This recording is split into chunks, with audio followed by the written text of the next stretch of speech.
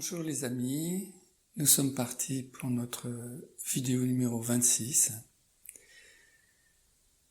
Alors, la dernière fois nous avions abordé un point important qui est l'arrêt des conditionnements, ce qui revient à dire l'arrêt de la souffrance.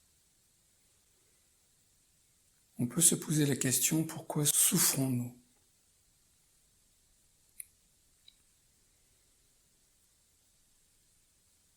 Diverses composantes entrent en action. Bien sûr qu'il y a les manifestations de l'ego, mais ça c'est un peu plus compliqué, un peu plus délicat. Mais commençons par quelque chose d'assez évident, c'est l'identification.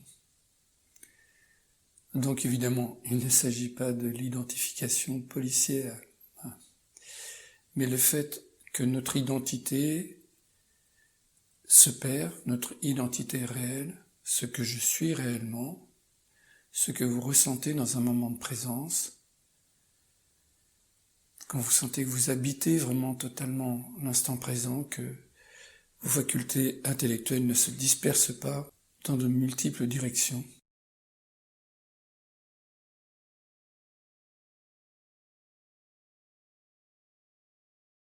Quand nous sommes identifiés, nous avons faussement l'impression d'être un, d'adhérer totalement en fait à une activité. C'est vraiment la perversité en fait de cette situation. Pour exemple, c'est très facile, c'est quand vous regardez la télé.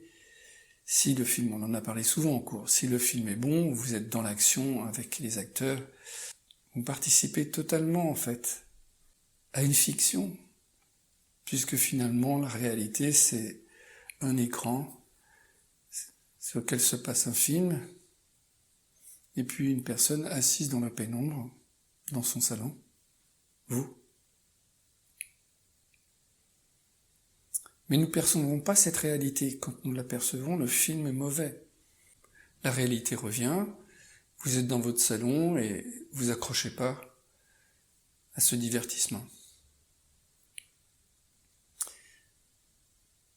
On va retrouver la même problématique avec le plaisir, c'est-à-dire on fait quelque chose, ça nous fait plaisir et on veut répéter la chose. Et oui, c'est pervers. Donc, être identifié nous procure un plaisir, sinon on ne le ferait pas. Et ce plaisir sème déjà la graine de j'aurais envie de répéter ce plaisir. Quand vous ne pouvez pas répéter ce plaisir, vient une souffrance liée à la frustration. Quand on est habitué à ce tumulte, à cette hyperactivité, et qu'on s'assied, et qu'on laisse l'état naturel venir, on s'ennuie, parce que ça manque de rythme, parce que ça change pas tout le temps.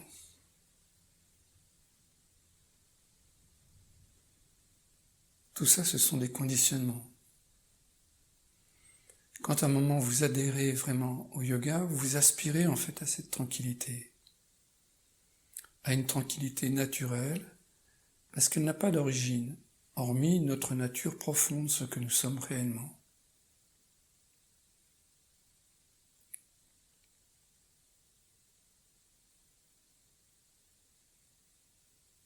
Quand nous lisons un roman, nous sommes identifiés. Quand on fait une activité comme la cuisine, bricoler, on a l'impression d'être, centré sur cette activité, mais si vous regardez bien, en fait cette activité est constamment morcelée par des pensées, la famille, les soucis financiers, les vacances, les souvenirs. Et en fait, on est très peu là, très peu présent.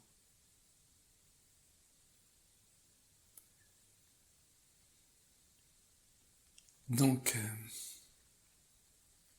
je reviens à cet aphorisme et vous allez comprendre pourquoi ça vaut le coup en fait d'étudier, parce que sinon en fait les choses nous arrivent et et on patauge parce qu'on ne comprend pas le mécanisme. L'aphorisme 3 du chapitre 3, 9. La dispersion s'arrête. Je pense que la notion de dispersion, c'est quand même quelque chose qui vous interpelle puissamment. Quand la domination et la manifestation des conditionnements s'arrêtent. Alors ça, on pourrait se dire, mais c'est un vœu pieux.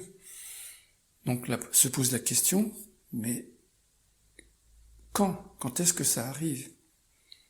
Cela a lieu, c'est la réponse, à l'instant précis où la domination succède à la manifestation, dans le champ mental. C'est la potentialité de l'arrêt. On verra qu'il y a 3 potentialités. Vous avez tous fait l'expérience dans votre activité de yoga d'un moment d'inattention, un moment où vous pensiez à autre chose sur votre tapis.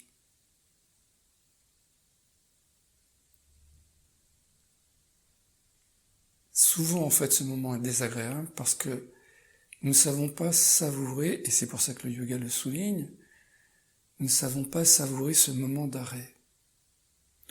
Nous ne le recevons pas comme une bénédiction. Si on ne comprend pas ça, alors tous les mécanismes de la méditation vont passer inaperçus, et la méditation, si se succèdent beaucoup de moments d'arrêt comme ça, où on assiste en fait aux mécanismes qui entretiennent la souffrance, ça va vraiment être une collection de chardons, quoi. Donc on aura tendance à glisser vers une méditation gratifiante au premier degré et qui veut nous entraîner vers la rêverie.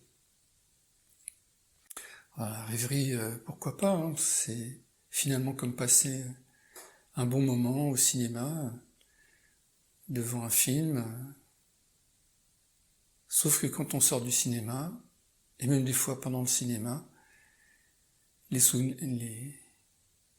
soucis reviennent. Alors que cette notion d'arrêt nous permet de prendre conscience des dérives, en fait, involontaires de notre mental, et on n'est pas idiot. Quand on prend conscience de quelque chose qui fonctionne pas, et qu'on l'accueille vraiment avec sérieux, c'est l'intelligence de l'individu, et nous en sommes tous dotés, qui se met en route, et à un moment, on va plus suivre ces habitudes, parce qu'on voit que cette habitude nous entraîne vers la souffrance.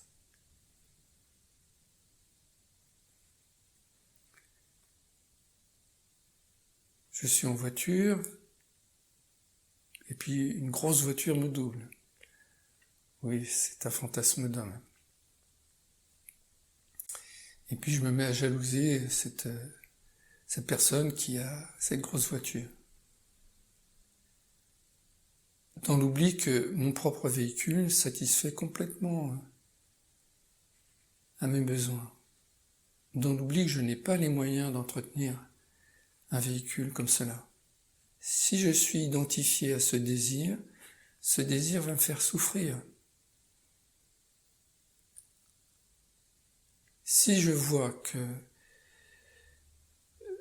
je me projette dans la mise en œuvre de moyens pour acquérir cet objet bien au-dessus de mes moyens, je vais me rendre compte que ça va engendrer quantité de problèmes et de souffrances. Il y a un arrêt, et je me rends compte que mon véhicule satisfait complètement mes besoins, sinon je n'aurais pas acheté. Et à ce moment-là, chacun reste à sa place. Cette personne avec son véhicule, et moi avec le mien. Et la paix, la sérénité revient. Donc cette notion d'arrêt, c'est vraiment important.